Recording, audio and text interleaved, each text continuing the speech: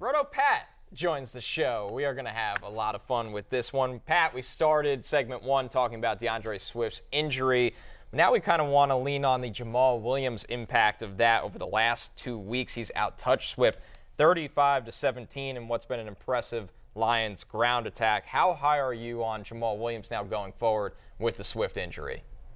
I'm never really that high on Jamal Williams. He is Jamal Williams. And just DeAndre Swift, what a frustrating thing this has been because, it's not necessarily the vultures. That was baked in. It's not necessarily even like the raw carries. It was the injuries and kind of playing into another coaching staff's belief that he can't hold up under these big workloads. And, hopefully he doesn't miss any time. We know that he might miss some time. But when he comes back, is it going to possibly be to that same role we saw in week one where it kind of seemed like he was living up, to his Austin Ekeler destiny? Like, this was a guy primed for like an Austin Ekeler type season. He's a big play threat who was going to get high value touches. He would cede some goal line carries, maybe a little more than Austin Ekeler, but also, a little bit big play threat than Austin Ekeler. So it's kind of went from looking like maybe the best case scenario, DeAndre Swift season in week one, to now the worst case again, where he's playing in to the worst perceptions of his game. And, maybe it's justified. Maybe he just really can't hold up under these kind of workloads. And DeAndre, you can maybe play through a lower body injury. You can maybe play through an upper body injury. Having both at the same time, not really recommended. Body cast. Yeah, but now, Pat, are you a doctor? Yeah, I am. You gotta be. There's a lot of doctors on Twitter now. And if Swift does miss week 4, the way I view Jamal Williams is kind of like a lower upside Jeff Wilson. And this run game isn't as well designed as the 49ers. He isn't as an explosive of a player as Jeff Wilson at this point. Jamal Williams it's good in that he's trusted in all 3 downs, but he was a guy who kind of looked like he was running out of gas last year. He's looked a little springier this year, but not at all. He's not going to be plug and play RB2. Might be a little bit beyond what is reasonable, but he'll probably slide into that RB 22 to 28 range. Yeah, I think with the Swift stuff, you talk about the vultures, but it's not just that, Jamal Williams is getting some of it. He's getting all of it. Amon-Ra St. Brown had a run down to the 2, a yards after catch run down to the 2, and it was kind of a hurry-up situation, and they took Swift off the field, bring in Jamal Williams. Jamal Williams had 2 4th and shorts before Swift was injured. So kind of all of it funneling to Williams has me a bit concerned. Yeah, Caffeine Campbell loves himself some Jamal Williams at the goal line. All right, fellas, moving on more concern level for Austin Ekeler right now. 4 carries for 5 yards in week 3. He has 80 rushing yards on the season on 32 attempts. Pat, is there a panic level with Ekeler, or is his receiving production just always outweigh this so much that you're not too worried? I did say coming into week 3 that it might be panic mode if he had another down game, and then he had another down game, but I'm going to claim yet again that it's not panic mode because the usage was honestly fine. He played almost 60% of the snaps.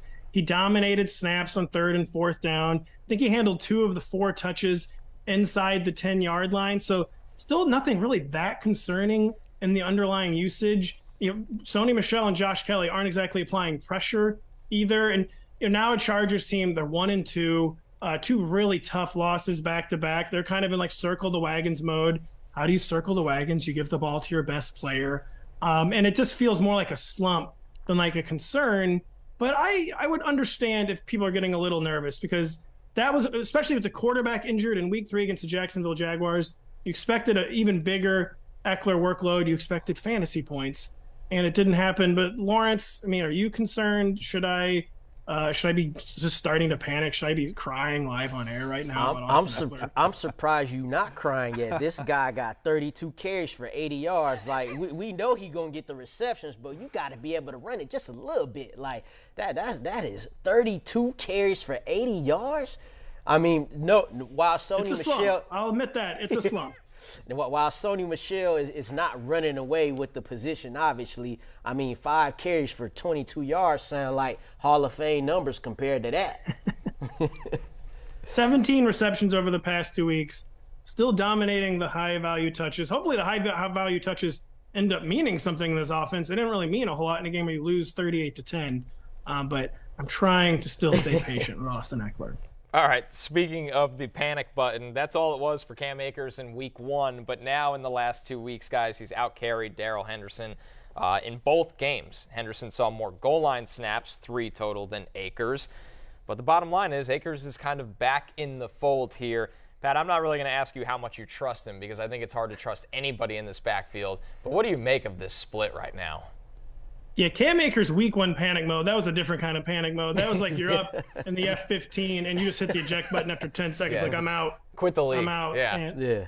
And now it's not so much panic as it is just really, really weird stuff going on this backfield where Akers has decisively out-carried Daryl Henderson each of the past 2 weeks, but it kind of remained a true 50-50 split, at least from a snaps perspective on Sunday. And Daryl Henderson was still playing most of the money downs, like 3rd and 4th down, handling touches in the red zone. And, Daryl Henderson finished only 4 total carries, yes, but in the first half, when the game was supposedly competitive, only 2 carries for Cam Akers and 2 carries for -1 yards. And it just feels like Sean McVay doesn't know what the week 4 plan is going to be. So I'm kind of not sure how we should know what the week 4 plan, because Sean McVay, he's telegraphed for a while, he's never trusted Daryl Henderson as like a bell cow type. And now he just clearly can't trust Cam Akers as a bell cow type. So I feel like even Sean McVay is just making it up as he goes along. And we just kind of have to fall back on well, I guess they're mid-range flex options and keep expectations low for both until we see some sort of pattern established in this backfield. Because right now it's basically like week-to-week chaos, and you can't detect any trends in the usage unless maybe Pat Kerrane can, because he seems to detect a trend in everything. So am I right or am I wrong, Pat? No, I think you're right. I think for now, this is going to be a very uncertain backfield. We may see Akers get a little bit more work, but Henderson, I think, would keep 3rd down snaps, that type of role. It does strike me that McVay really wants Akers to be the guy. So I think Big at time. some point, Badly. we should see him get back to 70-80% of snaps at some point. Matter of fact, now Cam Akers fumbled at the goal line, which would have been his 2nd touchdown. Now, Sean McVay did say that had the Cardinals scored quick and the Rams got the ball back in 4-minute offense, he was going to go right back to Cam Akers after that fumble and let him run out the clock. So, hey, I'm with you, Pat. Hey, look, he's slowly but surely becoming that guy that we love him to be. All right, fellas, on the good news front, Tom Brady had his most fantasy points of the 2022 season in Week 3. The bad news is it was under 15. Now, we know the Bucs were basically missing everybody right now, but I think the expectations for Brady are obviously falling much short. Pat, when the reinforcements arrive, are you much more optimistic about Brady? I may be a little more optimistic than the crowd might be, and it was hard to be optimistic about Sunday's game, even with the 42 attempts, with 13 targets to Russell Gage. And that's 2019 Tom Brady. That's New England Patriots Tom Brady. But he had no choice but to be New England Patriots Tom Brady. We have an immediate reinforcement on the way, of course, and Mike Evans for Week 4 against the Chiefs. Chris Godwin was still not practicing in any form last week. He's probably on the wrong side of questionable for Week 4. He's not on injured reserve, so that means they expect him to miss fewer than 4 games. And maybe one reason why I'm remaining a little more bullish on Tom Brady and some other people might be is that the run game isn't making this like a tough decision for Tampa Bay. The Packers run defense looked soft in Week 2 against the Chicago Bears, and then it did not look soft against Leonard Fournette in Week 3. And Lenny, he's been playing through some injuries, but that's what Leonard has been doing increasingly of late. He has not been staying anywhere close to 100% healthy. And, a guy who's already not explosive in the best of times, that's hurting his explosiveness. And it's not like giving the Bucs an out. I think they're going to have to remain the Bucs once these guys get healthy. We're going to have to see increased passing game volume. And it's going to be, thankfully, to a supporting cast that is much better than the 2019 New England Patriots. So I'm not saying we're 2015, we saw physical decline from Peyton Manning. We're not seeing that from Tom Brady. It's just about the injuries in the supporting cast. And I do think that will get better. And Tom Brady will get back to something resembling like a QB8, QB9. All right, staying on the quarterback front, closing it out with the quarterback front. Obviously, Lamar Jackson, Josh Allen, Jalen Hurts are in a totally different tier than everybody else right now. All three of them have 85-plus fantasy points through the first 3 weeks. No other quarterback has more than 70. Pat, I'll throw to you right now. Are these guys going to kind of break brains and challenge people to take quarterbacks earlier with just how significantly they are outperforming the rest of the pack?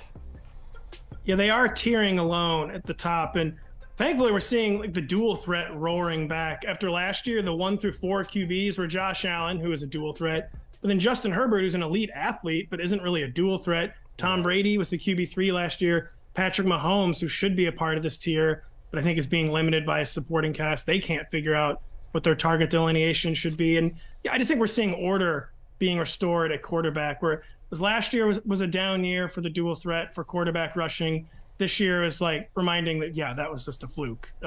Lamar Jackson is still going to be a league winner. Jalen Hurts, it could talk about a league winner. Jalen Hurts is looking like the league winner so far of 2022. And Lawrence, am I correct? I mean, Lamar, I know, I hear you're a Lamar Jackson fan. Are you happy with this play so far through 3 games? Can you find anything to nitpick? Nitpick? No, I don't want to strain myself by nitpicking. But everything's going as planned. So far, so good. And did you see that number 5 name on that board? My man 2 was just creeped in there real quick on you.